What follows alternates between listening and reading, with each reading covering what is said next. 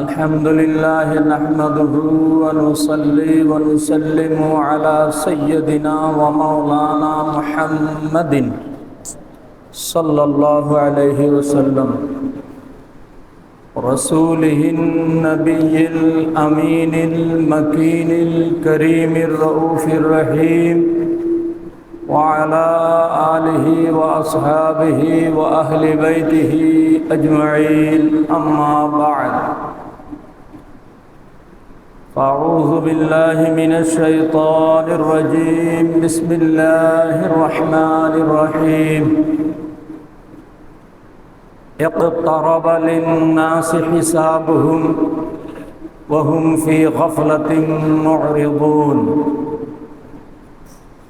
وأيضا قال الله عز وجل في شان حبيبه ومحبوبه مخبرا وآمرا إن الله وملائكته يصلون على النبي يا أيها الذين آمنوا صلوا عليه وسلموا تسليما صلى الله على سيدنا محمد وآله وأصحابه وسلم صلى الله على سيدنا محمد وآله وأصحابه وسلم صلاة يا رسول الله عليكم سلام يا حبيب الله عليكم هو الحبيب الذي ترجى شفاعته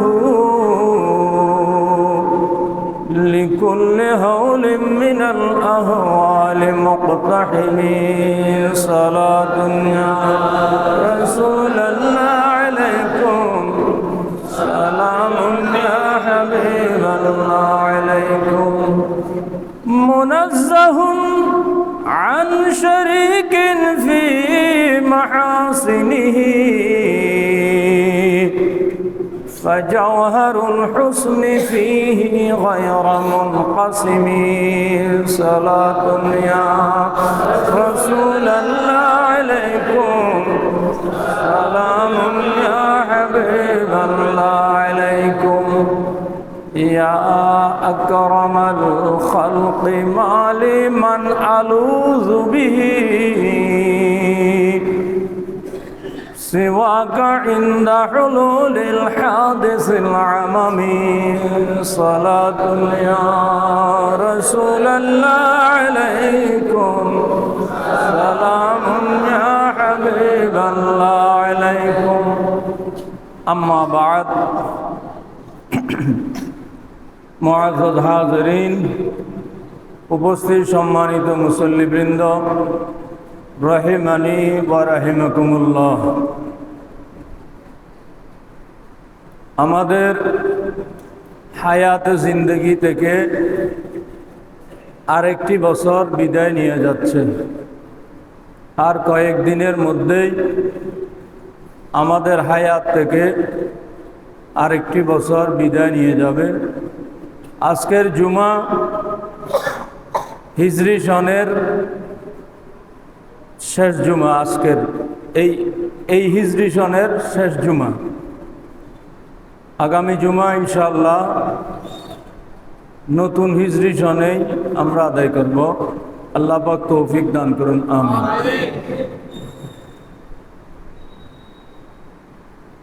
আমাদের হায়াত জিন্দেগি থেকে একের পর এক মাস দিন বছর সপ্তাহ এগুলি বিদায় নিয়ে যাচ্ছে নতুন বছর নতুন মাস নতুন দিন আমাদের জীবনের মধ্যে আসছে এর সহজ অর্থ হচ্ছে আল্লাহর দরবারে আমাদেরকে যে হিসাব দাখিল করতে হবে আমাদের জীবনের জীবনের এই হায়াতে জিন্দেগির প্রতিটি কর্মের যে পুঙ্খানুপুঙ্খ হিসাব আল্লাহর দরবারে দিতে হবে, সেই হিসাব দেওয়ার সময়টা ঘনিয়ে আসছে। কিন্তু আমরা বেশিরভাগ মানুষ এই যে আল্লাহর দরবারে হিসাব দিতে হবে, হিসাবের মুখোমুখি হতে হবে, সেই বিষয়ে আমরা খুব বেশি খেয়াল করি না, বেখেয়ালের মধ্যে আছে। এই জন্য আল্লাহ পাক বলছেন ইকতারাবা লিন-নাসি হিসাবুহুম, মানুষের হিসাব দেওয়ার সময়টা ঘনিয়ে আসছে। মানুষের হিসাব, আল্লাহর দরবারে যে হিসাব দিতে হবে, এই সময়টা নিকটবর্তী হয়ে যাচ্ছে। কিন্তু ওয়াহুম ফি গাফলাতিম মুরিদুন, কিন্তু মানুষ আছে হেলায় অবহেলায়। আল্লাহর দরবারে যে হিসাব দিতে হবে, এই বিষয়ে খুব বেশি চিন্তা ভাবনার মধ্যে মানুষ নাই। হেলা অবহেলা করে নিজের জীবনকে অতিবাহিত করে দিচ্ছে, আখিরাতকে ধ্বংস করে দিচ্ছে। নাউযুবিল্লাহ। এজন্য হাদিস শরীফে এসেছে হাসিবু ক্বাবলা আন তুহাসাবু, তুমি তোমার জীবনের হিসাব করো তোমার কাছ থেকে হিসাব নেওয়ার আগে। আমি নিজে নিজে হিসাব করতে পারি, আল্লাহর দরবারে আমাকে তো হিসাব দিতে হবে, এটাতে তো কোনো সন্দেহ নেই। প্রতিটি কাজের ওয়ামান ইয়ামাল মিসকালা যাররাতিন খায়রান ইয়ারা ওয়ামান ইয়ামাল মিসকালা যাররাতিন শাররান ইয়ারা, যাররা পরিমাণ, অনুপরমাণু সম পরিমাণ নেক আমল, সেটাও দেখানো হবে। একেবারে খারাপ কাম, গর্হিত কাজ, অপকর্ম যা করা হয়েছে, এগুলিও দেখানো হবে। জর্রা পরিমাণ, একেবারে অনুসম পরিমাণ, অনু পরমাণু সম পরিমাণ। তাহলে এই যে প্রতিটি কাজের যে হিসাব দিতে হবে, হাদিস শরীফে বলা হচ্ছে এই যে তোমাকে হিসাব দিতে হবে, এই হিসাব দেওয়ার আগে তুমি নিজে নিজে নিজের হিসাব নিজে করো। আমি জীবনে কি করেছি? এই যে গত একটি বছর আমাদের মাঝ থেকে বিদায় নিয়ে যাচ্ছে, যারা আমরা ব্যবসা বাণিজ্যের মধ্যে আছি, তারা একটা হাল খাতা করে বছর শেষে কত টাকা পুঁজি আছে, কত টাকার ব্যবসা হয়েছে, কত টাকা লাভ হয়েছে, কত টাকা লোকসান হয়েছে, কত টাকা বকেয়া আছে, নিজের কাছ থেকে কে কত টাকা পাবে, এগুলির একটা হাল খাতা করে, একটা হিসাব নিকাশ করে। হাদিস শরীফে বলা হচ্ছে তোমার নিজের জীবনের এই ধরনের একটা হিসাব নিকাশ তুমি করো। নিজের জীবনের এই ধরনের হিসাব নিকাশ যখন তুমি করবে, তাহলে এই বছর যেটা গত হয়ে গেল, এই বছরের মধ্যে তোমার নেক আমল কি কি আছে, পাশাপাশি খারাপ কাজ কি কি আছে, আল্লাহ এবং আল্লাহ রসুলের নাফরমানিমূলক কাজ কি কি আছে, সেগুলি তো তুমি ভালো করে জানো। সেগুলি যখন হিসাব করতে পারবে, নতুন যেই বছরটি শুরু হচ্ছে, এই বছরের শুরুতে এসে আল্লাহর দরবারে তওবা করতে পারবে। আল্লাহর দরবারে তওবা করবে, আল্লাহর সাথে ওয়াদাবদ্ধ হয়ে যাবে। রব্বুল আলামিন, গত বছর আমার যেই গুনাহের কাজগুলি হয়ে গেছে, আমি এই গুনাহের কাজগুলি থেকে আপনার দরবারে তওবা করছি, ভবিষ্যতে আমি এই গুনাহ থেকে বেঁচে থাকার আমি ওয়াদাবদ্ধ হচ্ছি। আমাকে ভবিষ্যৎ জীবনে এই গুনাহ থেকে বেঁচে থাকার তৌফিক দান করুন।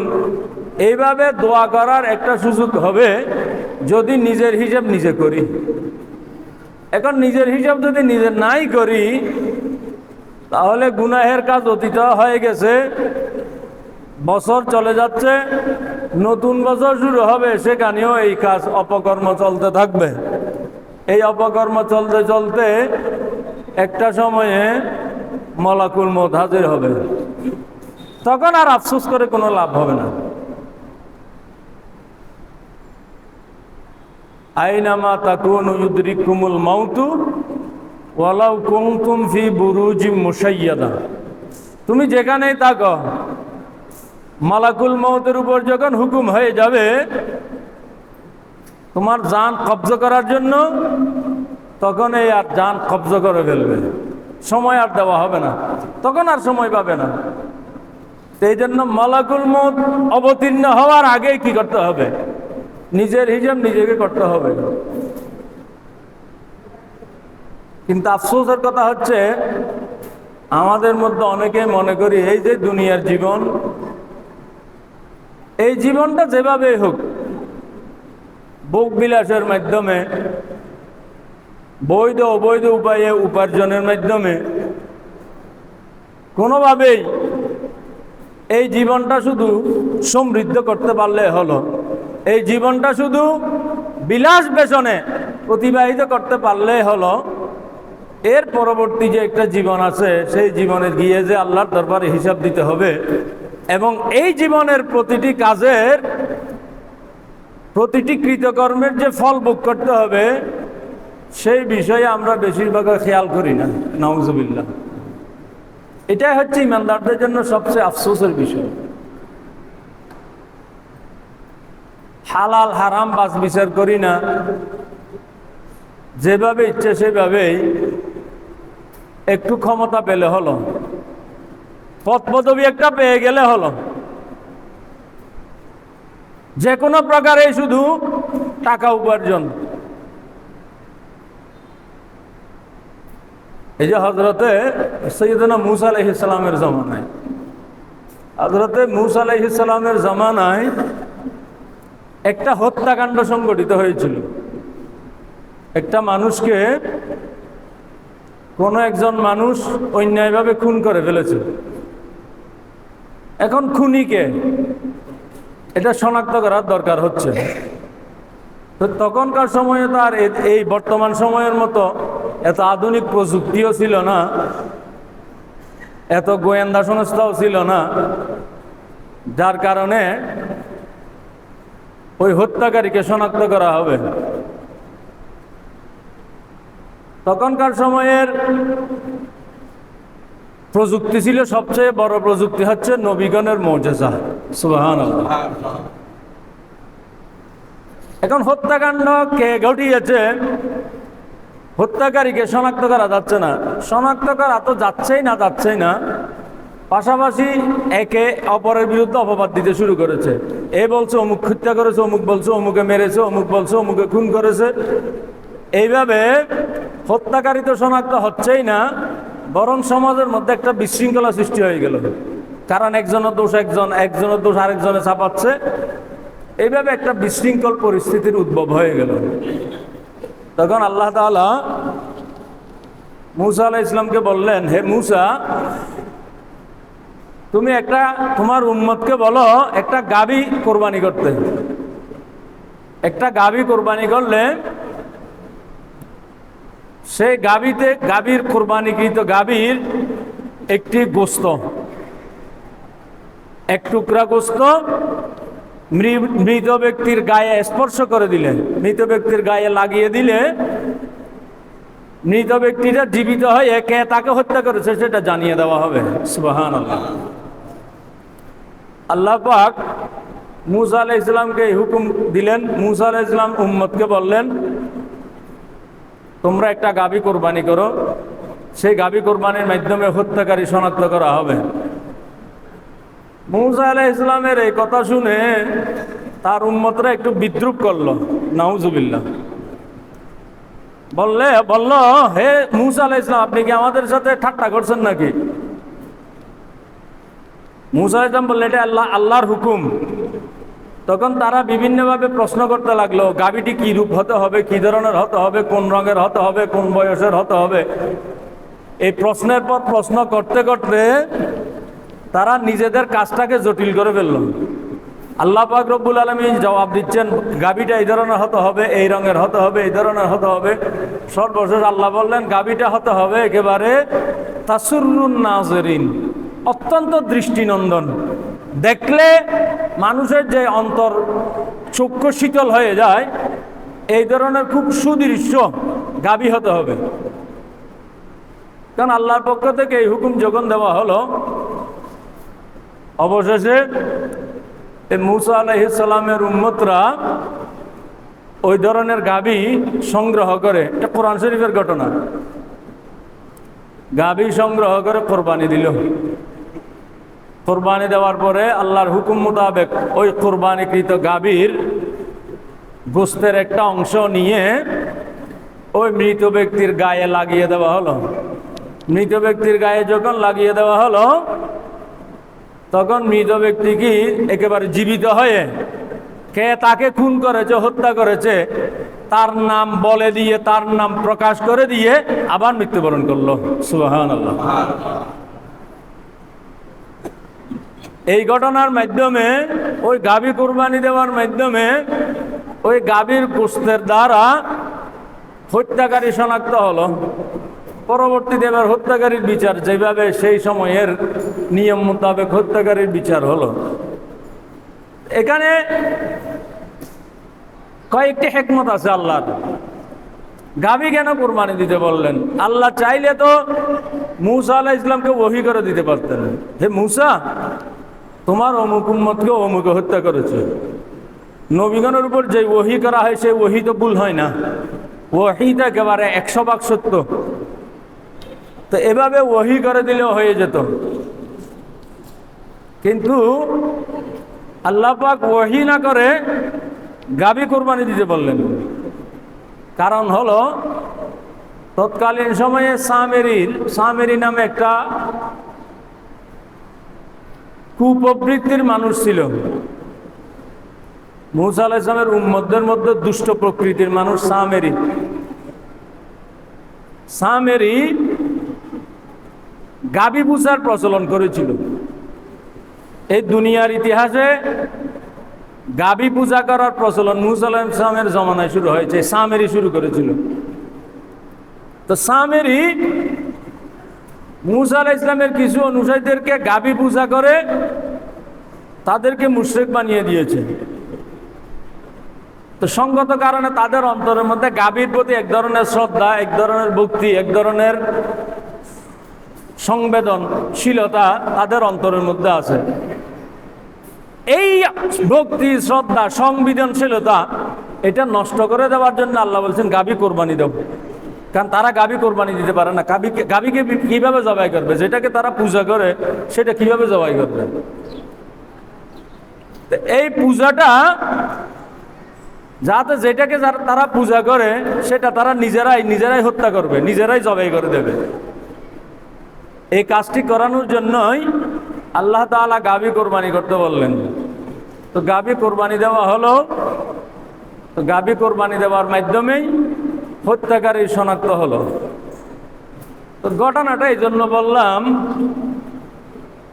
হযরতে মূসা আলাইহিস সালামের জামানায়, যেই জামানায় কোনো আধুনিক কোনো বিজ্ঞান ছিল না, আধুনিক কোনো প্রযুক্তি ছিল না, সেই সময়ে একজন হত্যাকারী শনাক্ত করা হয়েছিল গাভী দ্বারা, একটা কোরবানিকৃত গাভীর মাধ্যমে।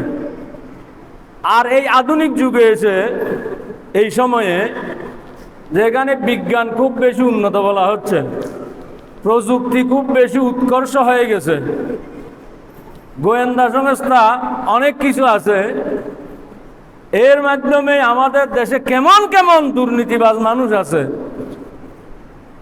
কেমন কেমন দেশ বিরোধী মানুষ আছে, তা শনাক্ত করে দিয়েছে একটা ছাগল মাত্র। এটা আপনারা দেখতে পাচ্ছেন না? বিভিন্ন যোগাযোগ মাধ্যমে 15 লক্ষ টাকার ছাগল, 1 কোটি টাকার গরু কোন দেশে আছে? যে দেশের এখনো এমন মানুষ আছে যারা 3 বেলা আহার জোগাড় করতে কষ্ট হয়ে যায়, এমন মানুষ এখনো আছে আমাদের দেশে।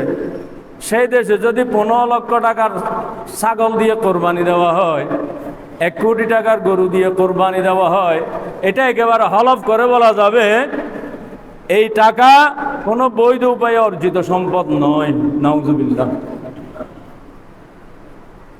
এক সময় আমরা ইতিহাসে পড়েছিলাম, এই যে বিলাত থেকে যে শ্বেতবল লোকরা এসে আমাদেরকে 190 বছর শোষণ করেছে, ব্রিটিশরা। এই ইস্ট ইন্ডিয়া কোম্পানি আমাদের দেশকে শোষণ করে, আমাদের দেশে তারা ব্যবসা বাণিজ্য করেছে, আমাদের দেশ থেকে তারা টাকা উপার্জন করেছে, তারা ফায়দা উপার্জন করেছে। এই টাকা পয়সা ধন সম্পদ ব্যবসায়িক লাভের অংশ তারা তাদের দেশে নিয়ে গেছে, বিলাতকে তারা উন্নত করেছে, আমাদের দেশকে শোষণ করেছে। আর এতদিন পরে এসে এখন দেখা যাচ্ছে যারা আমাদের দেশকে শোষণ করে, যারা বিদেশে নিয়ে যাচ্ছে, তারা কোনো বাইরের দেশের মানুষ নয়, আমাদের দেশের মানুষ। আমাদের দেশের মানুষ হয়ে আমাদের দেশের সাথে, দেশের মানুষের সাথে বিশ্বাসঘাতকতা করছে, খেয়ানত করছে, নাউজুবিল্লাহ। তাহলে এগুলি কেন করছে? এগুলি কেন হচ্ছে? এই একটা ছাগলের মাধ্যমে অনেক সময় বিভিন্ন পত্রপত্রিকা এগুলি দেখলে মানে হাসি আছে। দুর্নীতিবাজ কত ধরনের আছে।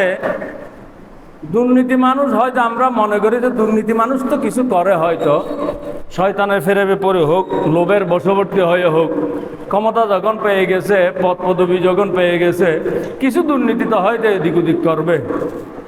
এটা হতে পারে 1000 টাকা, হতে পারে লক্ষ টাকা। কিন্তু প্লীহা চমকানোর মতো ঘটনা, লক্ষ টাকা কোটি টাকা নয়, শত কোটি, শত শত হাজার হাজার কোটি টাকার যেই দুর্নীতি তারা করে, দেশের সম্পদ বিদেশে নিয়ে যাচ্ছে। এগুলির সব কিছুর মূলে হচ্ছে যে মানুষের অন্তরের মধ্যে আমরা ওই অনুভূতিটা সৃষ্টি করতে পারি নাই। এই যে এখন এই অবৈধ উপায়ে যে সম্পদ তোমরা কুক্ষিগত করছো, যে টাকা পয়সা উপার্জন করছো, এই টাকা পয়সার হিসাব কিন্তু আল্লাহর দরবারে একদিন দিতে হবে। এবং সেই দিন হিসাব দিতে না পারলে তোমাকে অনাদি অনন্তকালের আল্লাহর আযাবের মধ্যে থাকতে হবে, নাউজুবিল্লাহ। এই অনুভূতিটা সৃষ্টি করার ব্যবস্থা আমাদের দেশে হয়নি। এই জন্য আমাদের দেশে শিক্ষিত মানুষ হচ্ছে, দেশ উন্নত হচ্ছে, ব্যবসা বাণিজ্যের প্রসার ঘটছে, কিন্তু মানুষের সততার উন্নতি হয়নি। এক সময় যখন আমরা ছোট ছিলাম, যারা বয়স্ক শ্রেণীর মানুষ আছে তাদেরও মনে থাকবে, আমরা ছোট থাকতে যারা এই ধরনের বিভিন্ন পদবিধারী ব্যক্তি আছেন, দুর্নীতি খুব কমই হতো তখন। এখন থেকে 40 বছর আগের কথা মনে করে,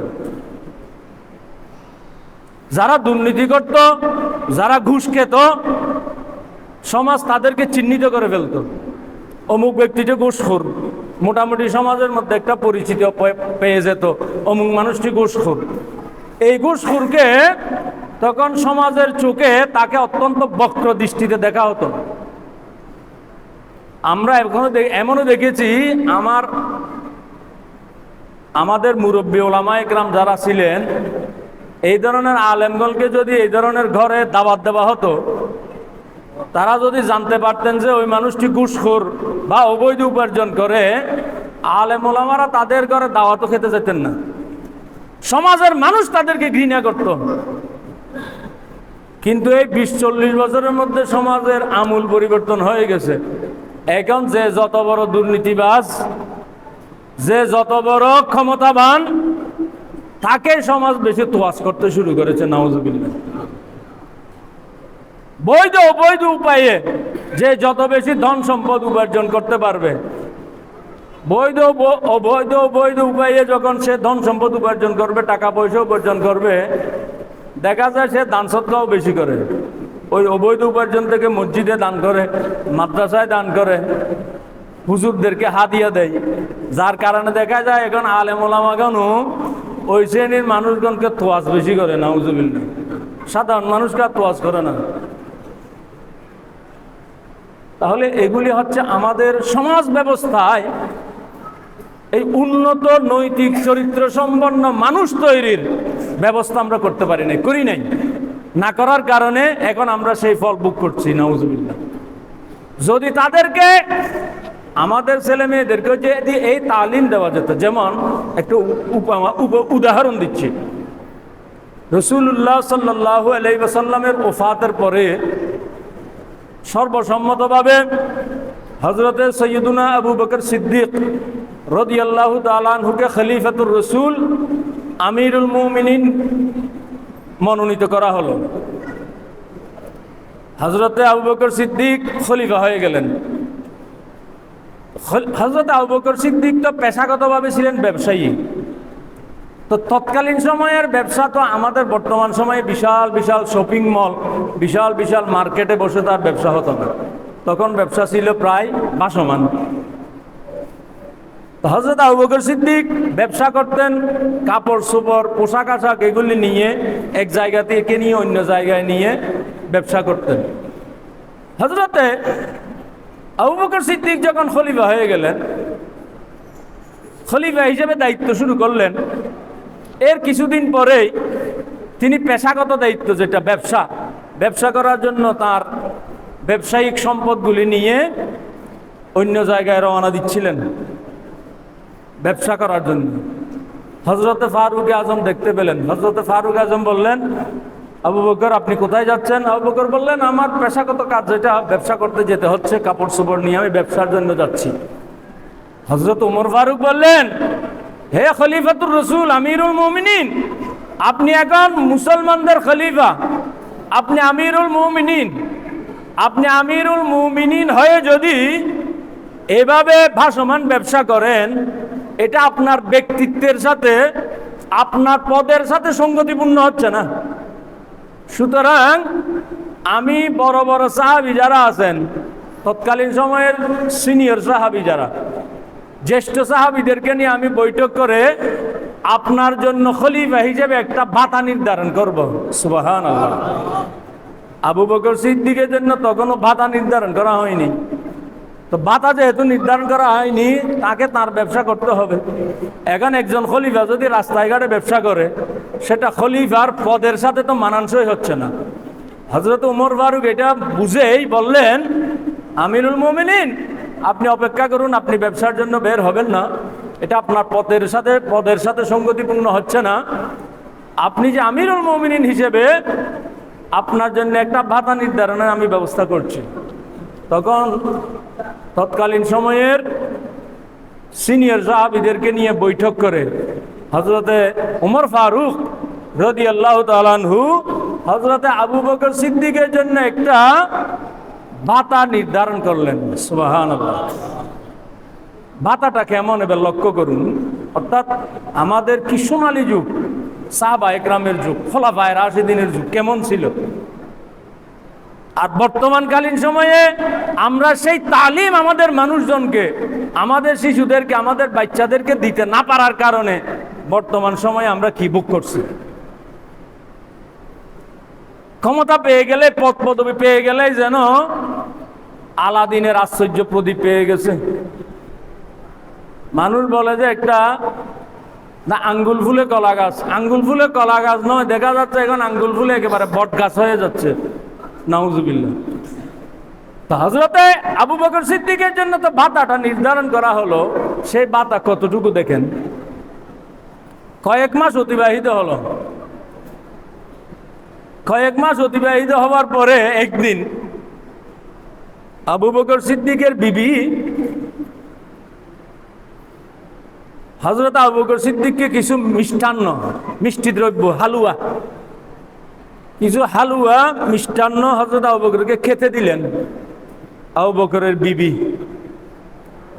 হযরত আবু বকর জিজ্ঞাসা করলেন বিবির কাছে, এই হালুয়া কোথায় পেয়েছো? আমি তো হালুয়া কিনি নাই। তখন বিবি জবাব দিলেন, আমিরুল মুমিনিন, আপনি যেই মাসিক আমার দৈনন্দিন খরচ নির্বাহ করার জন্য যে টাকা আমাকে দেন, মাসিক গড় খরচ, বাজার সদাই করার জন্য যে মাসিক যে খরচটা আপনি আমাকে দেন, সেখান থেকে কিছু কিছু টাকা অল্প অল্প সঞ্চয় করেছি। আমি অল্প টাকা সঞ্চয় করে এই মিষ্টান্ন তৈরি করেছি। চিন্তা করেন আবু বকর সিদ্দিকের সততা কোথায়। এই জন্য ইনি সিদ্দিক আকবর। হযরত সিদ্দিক আকবর বললেন, তাহলে দেখা যাচ্ছে আমি তোমাকে যে টাকা গৃহস্থালী খরচ নির্বাহের জন্য দিতাম, সেখান থেকে তুমি সঞ্চয় করে মিষ্টান্ন তৈরি করতে পেরেছো। এই মিষ্টান্ন খাওয়া আমার জন্য খুব বেশি প্রয়োজন নেই। মিষ্টান্ন গ্রহণ না করলেও মানুষ বেঁচে থাকতে পারবে। তাহলে আমি তোমাকে যে টাকা দিয়েছিলাম খরচ নির্বাহ করার জন্য, সেখান থেকে তুমি সঞ্চয় করে মিষ্টান্ন তৈরি করেছো। সুতরাং আগামী মাস থেকে এই মিষ্টান্ন তৈরি করতে যে টাকা তুমি খরচ করেছো, এই টাকাগুলি আগামী মাস থেকে কম দেওয়া হবে। সুবহানাল্লাহ। বুঝতে পেরেছেন? অর্থাৎ এই মিষ্টি খাওয়া আমার খুব বেশি দরকার নেই। তোমাকে দিয়েছিলাম প্রয়োজনীয় খরচ নির্বাহ করার জন্য, তো তুমি প্রয়োজনীয় খরচ নির্বাহ করার পরে মিষ্টি বানিয়েছো, তাহলে বোঝা গেল প্রয়োজনীয় খরচের বাইরে ছিল এটা মিষ্টি তৈরি করার খরচটা। আগামী মাস থেকে এই মিষ্টি তৈরি করতে যত টাকা খরচ হয়েছে, আগামী মাস থেকে তোমাকে তত টাকা আমি কম দেব। সুবহানাল্লাহ। তাহলে খোলাফায়ে রাশিদিনের সততা ছিল এমন। কিন্তু সেই তালিম আমরা আমাদের দেশের মানুষকে দিচ্ছি না, দেওয়া হচ্ছে না। এমনি বলা হচ্ছে দুর্নীতির বিরুদ্ধে অনেক কিছু, দুর্নীতির বিরুদ্ধে আইন হচ্ছে, দুর্নীতির বিরুদ্ধে অনেক সংস্থা আছে, দুর্নীতির বিরুদ্ধে দুর্নীতির জন্য যারা ফেঁসে যায় তাদের বিচারও হচ্ছে। বিচার কয়জনের হচ্ছে? বেশিরভাগ তো বিভিন্ন আইনের মার পেছে দুর্নীতির অভিযোগ থেকে বের হয়ে যায়, যাচ্ছে না অনেকে? বেশিরভাগ বের হয়ে যাচ্ছে। আর দুর্নীতি চিহ্নিত হচ্ছেও কয়টা? কিন্তু মানুষের অন্তরে যদি এই সত্যিকারের এই অনুভূতি সৃষ্টি করে দেওয়া যেত, অর্থাৎ তাকওয়া জিনিসটা, আজকে পদ পেয়ে গেলাম, পদবি পেয়ে গেলাম, ক্ষমতা পেয়ে গেলাম, প্রভাব পেয়ে গেলাম, এই জন্য ইচ্ছা মতো মানুষের উপর জুলুম করব, ইচ্ছা মতো বৈধ উপার্জন করব, যা ইচ্ছা তাই করে যাব, কিন্তু পরবর্তী জীবনে এর জন্য যে হিসাব দিতে হবে, এই অনুভূতিটা যদি সৃষ্টি করা যেত, এই তাকওয়া, এটাকে বলা হয় তাকওয়া। এই তাকওয়া জিনিসটা যদি সৃষ্টি করা যেত, তাহলে আজকে আমাদের এই পরিণতি ভোগ করতে হতো না। কিন্তু আফসোসের কথা হচ্ছে, এই তাকওয়া শিক্ষা দেওয়ার ব্যবস্থা আমাদের দেশে খুব একটা হচ্ছে না। এটা আমাদের জাতীয় পর্যায়ে ব্যর্থতা। জাতীয় পর্যায়ে হচ্ছে না। আমরা যারা অভিভাবক আছি, অন্তত আমাদেরকে চেষ্টা করতে হবে, আমাদের বাচ্চারা, আমাদের শিশুরা ভবিষ্যতে দেশের নেতৃত্ব দেবে, সমাজের নেতৃত্ব দেবে। এই আমাদের শিশুরা যাতে, আমাদের বাচ্চারা যাতে সৎ দেশপ্রেমিক নাগরিকে পরিণত হয়, এই জন্য তাদের অন্তরে মূল যেটা ঢুকিয়ে দিতে হবে সেটা হচ্ছে তাকওয়া, আল্লাহর ভয়। এই আল্লাহর ভয় পয়দা করার জন্য আমাদেরকে সর্বোচ্চ চেষ্টা করতে হবে। আল্লাহ পাক আমাদেরকে সেই তৌফিক দান করুন। আমিন।